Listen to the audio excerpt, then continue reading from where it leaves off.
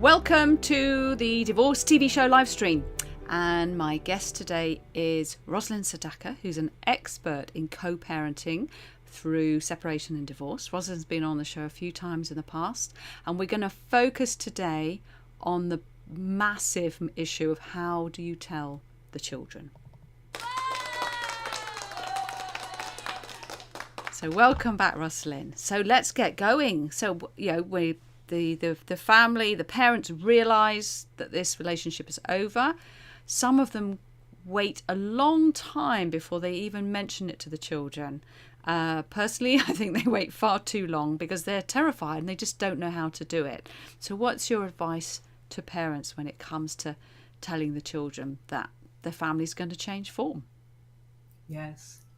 This is such an important conversation, the most important conversation related to divorce and having children during a divorce.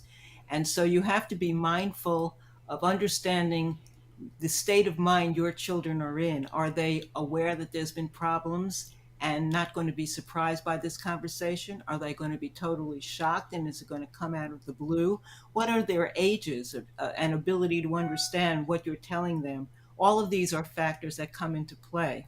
But most important of all, one thing that every professional agrees upon is that it's best if both parents are talking to the children together at the same time breaking the news and talking in advance to make sure they have an understanding of what they want to say, how they're going to say it.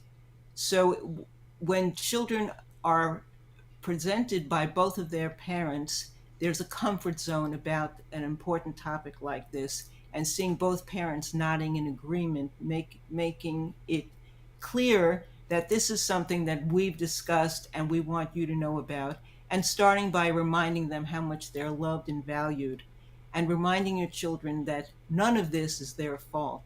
Your children are always innocent. Even if you've been fighting about the kids, it's never their fault. So you want to tell them that there's been some problems between the two parents. I'm going to use mom and dad just for the convenience of saying that, but it doesn't matter who the two parents are. The important thing is that you're both saying the same kind of thing, that there's been some issues and we haven't been getting along, and it's been very painful for us to go through this. And this is adult stuff. This has nothing to do with you in any way. But we've decided that life will be better for everyone in the family if we part and move into two different homes. And when you're spending time with mom, it's quality time. When you're spending time with dad, it's quality time. And things will be less stressful for everyone. And depending on the age of your children, of course, you're going to explain that so it's clear for them to understand. And then you're going to talk about, so what does this mean? And you don't have to have all the details of the divorce breakup in this conversation because children aren't as concerned about the minutia of who's going where, when, and why, and how. Not at this point. They're concerned about the energy overall of what the message is and what you're conveying to them. And there's some messages that are crucially important to share. Would you like me to go through those?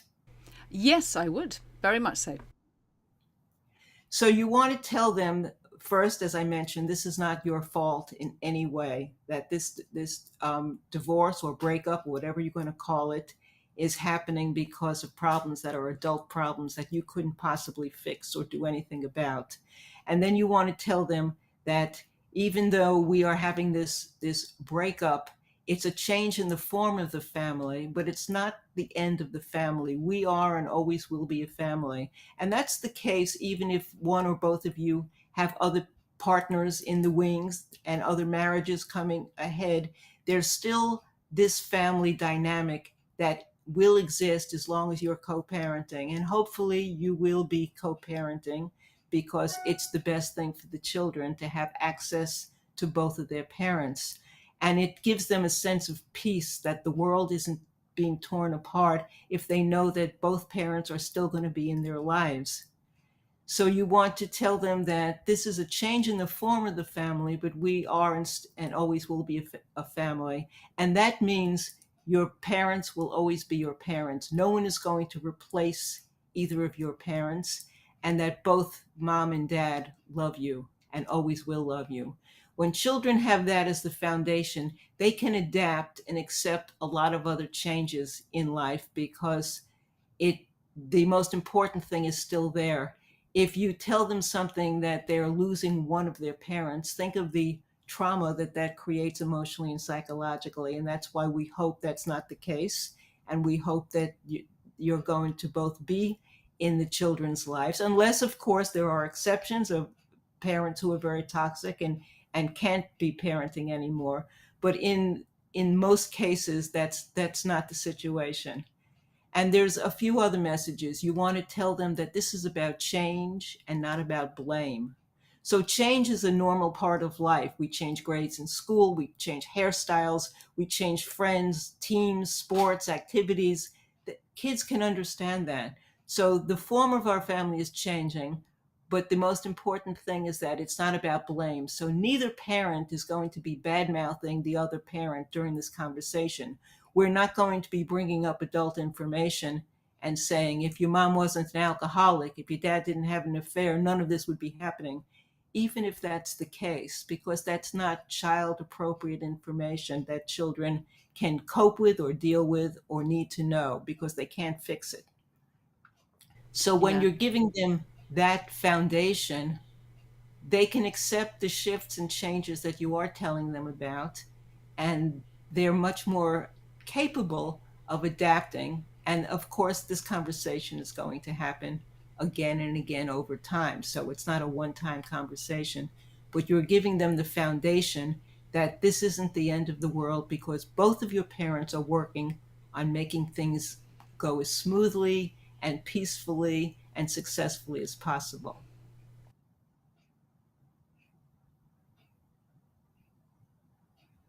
I can't hear you. Oh, sorry, sorry, sorry. Thank you for letting me know I was muted. I I can see two possible issues there for parents. A couple of barriers in, and the first one is this idea that they will that they're going to be this family still, but in a different form. Because if they may be in a state where they just are, that as far as they're concerned, it's ended, and everything's it's about being single, and the idea, even the concept of co-parenting, could be very, very challenging for them. Having said that, I'm sure you and I both agree that's kind of, well, tough. This is not about you, it's about the children.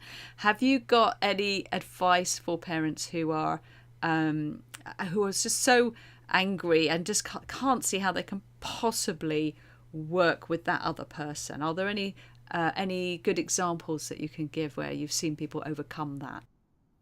Well, that's the importance, and that's why I founded the Child Centered Divorce Network. Child centered. If your divorce isn't child centered and you're a parent, then your children are going to pay the price and they're going to slip through the cracks.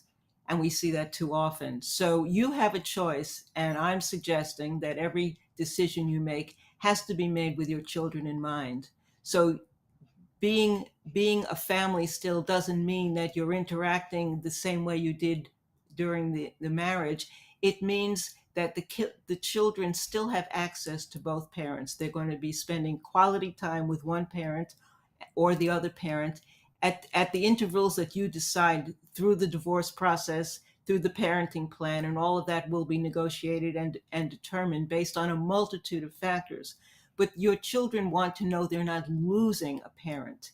They're not losing the love and security that are connected to having a parent. Even if that parent isn't a good parent, most children are still very attached to them and want to have access to them. So, yes, the co parenting experience is going to be different in each family, and the connection between the two parents are going to be different. You don't have to have a close connection, but you have to speak respectfully about your children's other parent. You have to understand that what children want most is to be connected and to be feel free to love both of their parents. And either parent who stops that is going to be hurting their children emotionally and psychologically, and that the children should have the ability to have both parents love them. So anything you do to keep one parent from expressing love and spending time with the children they love is going to be harming your children emotionally and psychologically. Now, if you do have a toxic parent who shouldn't be parenting any longer, that's the exception to the rule, and we all understand that. But in most cases, both parents do want to continue parenting, and the children would prefer that they have access to the parents. So this is not an easy situation, and that's why you have therapists, you have divorce coaches, you have mediators, you have professionals who are geared to work with you on this project, like Susie and myself, because this happens all the time. And so the negotiations are things that we're used to talking about and helping you with, and you can get through it in a way that's comfortable for your personal family dynamic. No one wants to push you into doing something that's not comfortable for you. However, you want to be mindful that the age and stage of your child is going to be impacted dramatically by the situation. And every decision you make will affect your kids. And there are better ways of doing all of this, and poor, toxic ways of doing it. And we want to gear you in the direction of making the best decisions so your children can have the minimal negative impact and can move ahead as smoothly as possibly, and in the end say to you, thank you for the way you handled your divorce, as my own son did for me when he was a grown adult. That's what I want for my clients and for all of you, is to have what I call a happy ending when your children are raised and without anger at you and resentment towards you, because that is something no parent wants to experience. Right, Susie? Absolutely, and it's hard to do. We both know that that's very, very hard to do, which is why it's so important to reach out and get support. And I think the other barrier I could see to some parents, which you've touched on, with where if there's a toxic relationship, is if you've got a parent where one is decided they're leaving, perhaps maybe they've already disappeared off with a new person, and they've kind of left it to, quite often it'll be the mother, to deal with the telling the children, and they don't, because they don't want to face up to the kids. It's a pretty scary thing, or they're in a situation where the last thing they want to do is sit in front of the kids with the mother, because she's going to say horrible things about them in front of the children. So which is fair enough. So when you've got perhaps just one parent who's going to be having to do that role, it's even more important, isn't it, that they are able to do it without dissing the other parent. And I wondered if you could say a little bit about, you mentioned how harmful it is for the children. Have you got a little bit more scary information on that? Because I think it's something people really don't know enough about. Yeah, and thank you for asking this. And no one said this is going to be easy, and it's especially difficult when you have two parents who are not in agreement, who are really in high conflict, and there's deep resentment and anger. So you need to ask yourself the question, do I love my children more than I may dislike or hate my ex? And the answer needs to be yes. I love my children more and enough that I could sacrifice some of my own feelings and hurt and wounds and resentment and anger and all of those justifiable emotions that so many people have. At the same time, I need to put myself in my children's shoes and experience this experience as a 3-year old or a 7-year old or a 10 or 15 or 18-year old. And what are they going through? What are they telling themselves? What are they feeling? So it's important to be mindful of what they're feeling and put your own feelings aside for the well-being of your children, because children are wounded by this emotional experience when it's handled poorly. And that means fighting around the kids in any way, because it changes who they are, because kids naturally want to fix the situation. They want to stop the fighting. They want to come in and be the hero, and they can't be. They can't comprehend the complexity of adult relationship issues. We certainly are not able to handle it ourselves, let alone letting a child fix it. And we don't want to ever badmouth the other parent in front of the kids or around the kids, so you're talking on the phone or to someone else in another room, because it hurts them, it wounds them, and the emotional impact stays with them for a lifetime. A lot of children of divorce have been interviewed over the years. There's books and videos about this topic, and they talk about the pain of having their parents misbehave, badmouth one another, pick on one another, point the finger at one another, put the blame on the kids, whatever it is they're doing. Those scars stay with the children, and they don't have to have those experiences. All you have to do is be mindful of not making those mistakes. Also, you never want to let your child be your confidant or your therapist. Sometimes you have a very precocious child at 8 or 10 or 15 who comes into the picture and wants to hold you and give you the comforting and parent you. And while it's a beautiful, wonderful thing that they're trying to do, as soon as a child is involved emotionally in your divorce on that level, they lose their childhood. They no longer are have the innocence of a child because they're thinking like an adult. They're becoming your therapist. And so it wounds and harms them emotionally. It's pressure that they shouldn't have to bear. So we have to always step up and be the parent, be responsible, put our kids' best interests first, and understand that it will pay off in the long run because your kids will thank you. And another relevant question to ask yourself is, how will my children feel about the way we handle the divorce when they're grown adults?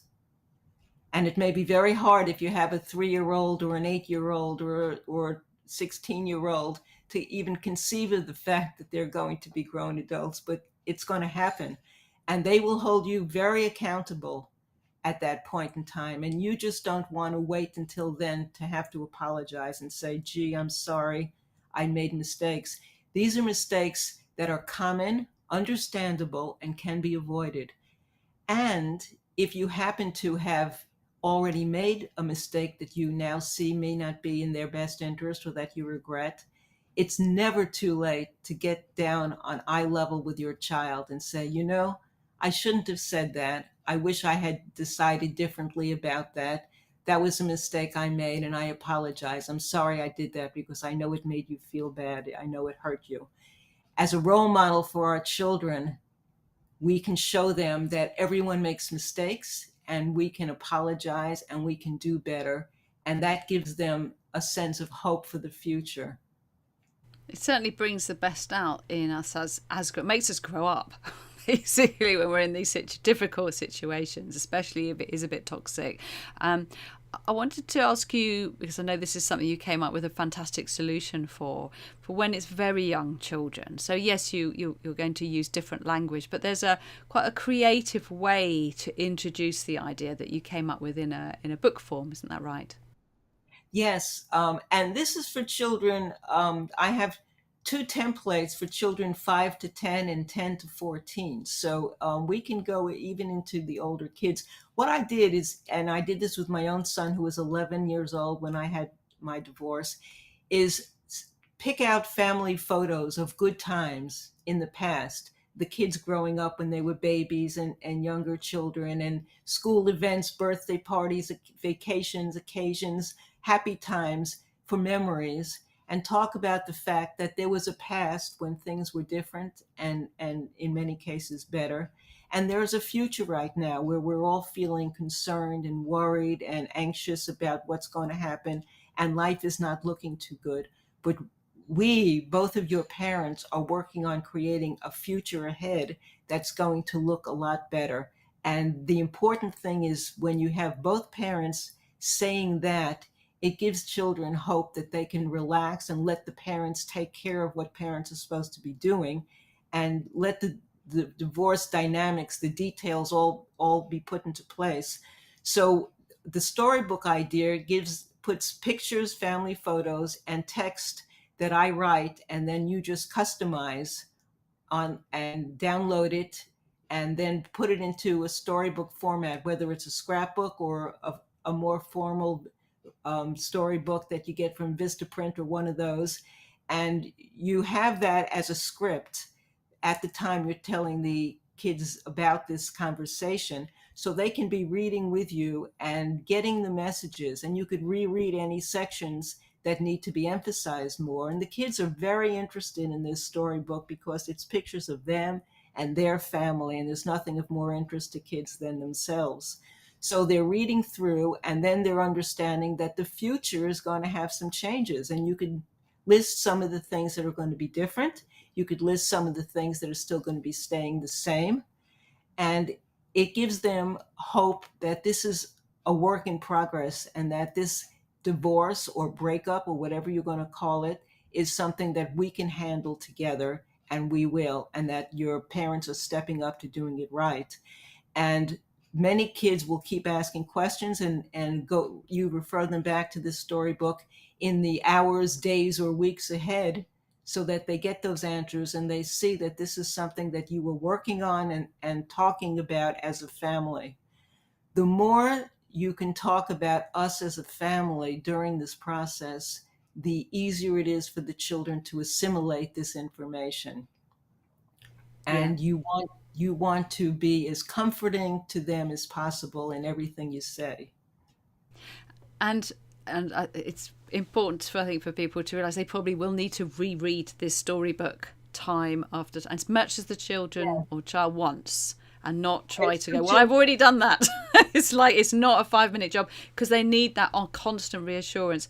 But what do you do if you're crying whilst you're reading it to the children? And expect tears. Everyone may be crying, and if you have more than one child, they may all respond in different ways. Some of them are very stoic and won't say much. Some of them will have a tantrum, tears.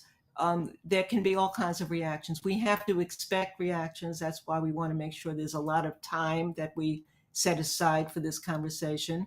We're going to refer back, so it may be tomorrow that there's new questions that they never thought of initially, but they're going to continue to have questions, and you could reread sections of this storybook.